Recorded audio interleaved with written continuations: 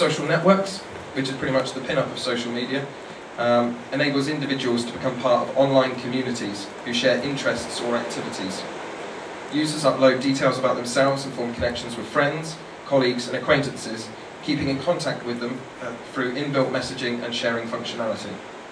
Information relating to the individual usually forms part of their profile, which is a kind of personalised web page. How many of the people in the room are a member of one or more social networks? Okay, so you're all pretty much okay with that one. Obviously the biggest social network is Facebook with 300 million active users. However, there are also networks specifically designed for businesses such as Academy or LinkedIn. The last social media platform that I'm going to cover today, and obviously there are many more than the four that I'm focusing on, but there's one called File Sharing Sites, which is basically online storage for documents, presentations, videos, photos and other content. They allow you to post content online for others to access, share and comment on. So popular sites would include YouTube, SlideShare, Scribd, Flickr, Google Documents. And as business tools, they enable us to upload what we call passive marketing, which is materials that can be viewed or downloaded by potential consumers that aren't a hard sell, but provide some form of information that will be relevant and useful to your community. These platforms are some of the main ones you'll encounter on a day-to-day basis, and there's of course many more that I could draw reference to.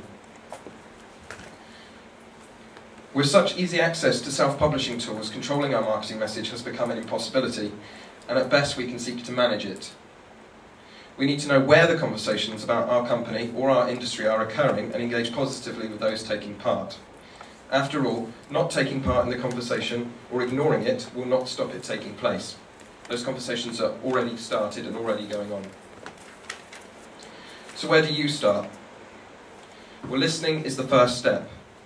Start by creating Google Alerts for your company name, keywords and key phrases associated with your business. Go to Google when you leave here, type in Google Alerts, and you should easily find it. It's totally free and easy to set up. It's designed to automatically message you each time your brand name, key phrase or other words that you've put into the system appear in the Google index. So as Google comes across it, it enters the search engine, you receive an email telling you that it's there. Next, take a moment to check Twitter for mentions of you, your company, your individual name, anything else that might be relevant to you. Go to twitter.com and you'll find again a search window just the same as Google. Type in the words or phrases you're looking for and this will return any messages over the Twitter network that relate to your business. Once you've gauged how the land lies, then you can begin to start thinking about how you may use the technologies and changing customer attitudes to your benefit. There are a whole range of platforms and services to choose from. However, start with your customer. What sites are they using? How are they using them? And is there any opportunity for your business to engage with them there? I'm now just going to run quickly through some statistics relating to each of the main sites. So Facebook, as I said before, more than 300 million active users, and more than half of them are logging on every day. The most common thing we hear when talking about Facebook is that it's just for kids. Yet the demographic breakdown shows different. 27% of Facebook users are between 25 and 34, and 23% are between 35 and 49. And the fastest growing user group for the past, well, pretty much 6-7 months that I've been looking and keeping a track of it, has been 35 plus. So that's the group that continues to grow. Blogging side, 77% of active internet users are said to read blogs. There are 133 million blogs indexed by Technorati, which is the main sort of search engine for blogs. And websites with blogs, as I came to before, achieve 55% more traffic than those without. And those signs there, the three logos, are three of the most popular sort of blogging platforms that you might use. This presentation will be uploaded to the web. I'll tell you the address afterwards, and all of these logos will be clickable so that you can go straight through to the site and set them up if you want to. Twitter, 24 million unique visitors. The average age of a Twitter user is 31 years old, and only 16% of the users on Twitter are currently under 25. And LinkedIn, which is probably the most important one in some respects to businesses, specifically consultants and businesses servicing other businesses. The average earnings of a LinkedIn user are £68,000 a year, and 46% of those using it are actually decision makers within companies or organisations.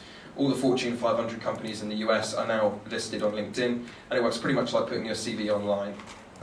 So that's four particular platforms that you can have a look at, but as I said before, start with your customer and then work out from there. Don't stop at the customer though. Think about others who may have an important relationship with your business. Are there opportunities to connect with your suppliers, strategic partners, the media, or local decision makers? Who else do you want to bring on board? Once you've identified your customer, think about what you would like to achieve. Do you want to give customers a new route to make contact or suggest ideas? Are you looking for more website traffic, or do you want to show your business to a wider audience? Then, as both Malcolm and Rob have mentioned, think about how you're going to measure the results. There's no point doing this if there isn't going to be a return on investment, and you need to obviously understand what return you're expecting. What evidence can you gather to evaluate your success? Are your expectations realistic? And remember that it's a long-term investment. You need to be in this for the long haul. It's not a short-term kind of operation. After all, relationships take time to develop. Planning your social media approach will come naturally when you have a good understanding of your customer and your objectives. Don't start with the technology. Just because your customer has a Facebook page, it doesn't mean that it's right for your business. Think about your general approach at first. What kind of strategy are you looking to implement? And are you looking to use social networks to make new connections, or are they a good way to consolidate your existing ones? Have you got the time to prepare content for your blog or your microblog, or do you need to look at something a bit simpler? Using your general approach as a guide, you can start to look at the individual platforms you will employ.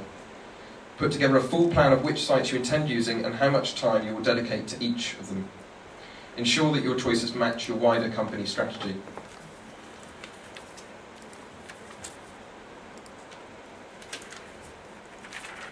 Getting things right with social media will provide your business with new business opportunities, longer customer relationships, and wider reach.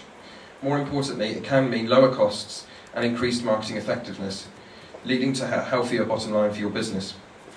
If you want to get more information, or you want to find this presentation or previous presentations, then take down this address. As I said before, a lot of our presentations are an hour to 2 hours because it's quite a broad subject, and you'll find all of these on that address there, including video footage linking off from UK NetWeb's blog site as well. Also, each month, in conjunction with UK NetWeb, I run an hour-long part of the webinar where I go through exactly how to plan your social media approach and the different sites that you can use. And you're welcome to join us on those. So if you go contact either Toby or myself after this, then we'll be able to tell you about that. As a company, we also provide training, advice or mentoring, as well as strategy and planning for your social media approach. Thank you for listening. If you've got any questions, I think there's a question session next.